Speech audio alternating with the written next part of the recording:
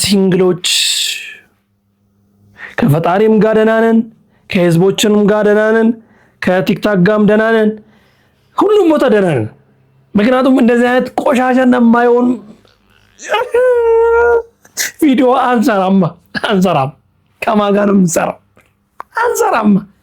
ሰው አይሳደብ፣ ሰው ኮመንት አይጽፍ፣ ፈጣሪ ከላይ አይቶ እናንተ ባለጌዎች አይለንም። ሲንግሎች ካላችሁ ኮመንት ላይ አለን በሉ እስቲ። ምንድነው ወንድሜ? ምንድነው ይሄ?